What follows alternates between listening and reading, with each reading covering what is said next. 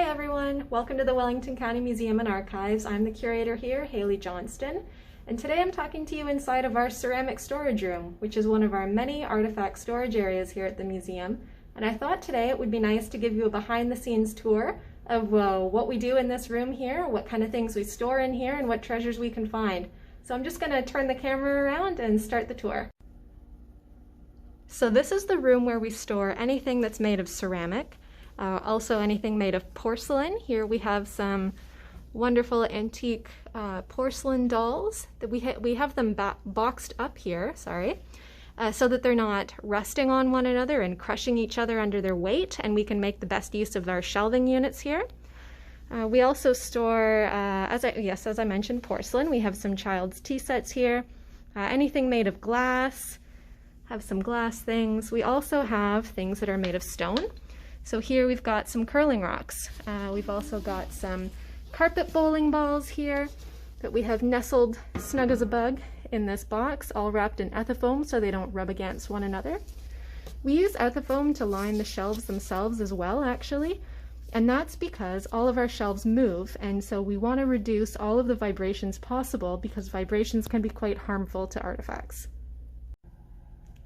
So here you can see hopefully what I mean about how our shelves move.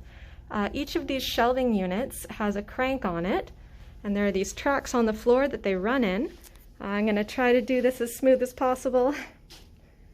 As I turn the crank, the whole shelving unit moves.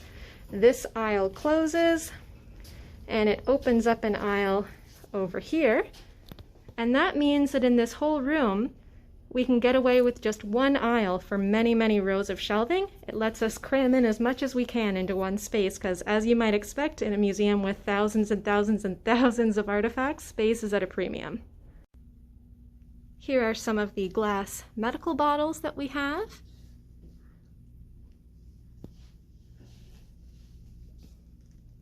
I just love looking at the old shapes and colors, all these old labels that really tell the story of pharmacies and doctors' offices, really medical care throughout the county over time.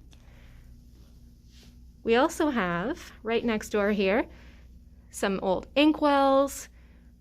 Now, many of you watching probably don't remember using an inkwell or a dip pen, but that was very much the reality for students growing up in Wellington County. We have a box of slates here and even some slate pencils.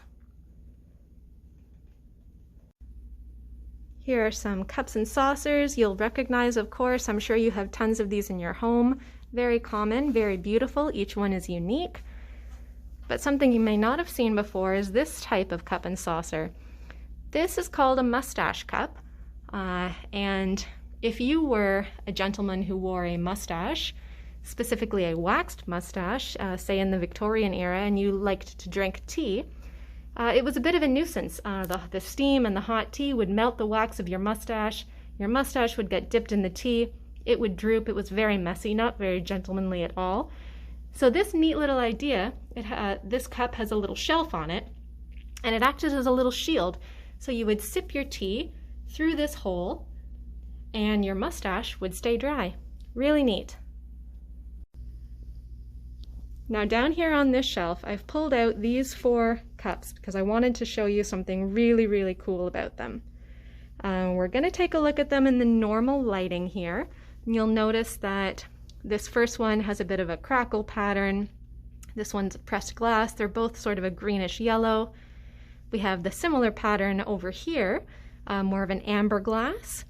And here, just a plain glass teacup. Now, I'm going to turn off the light and turn on my black light bulb and show you something really neat about these cups.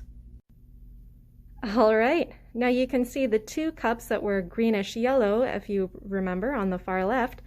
They are glowing just brilliantly under this black light.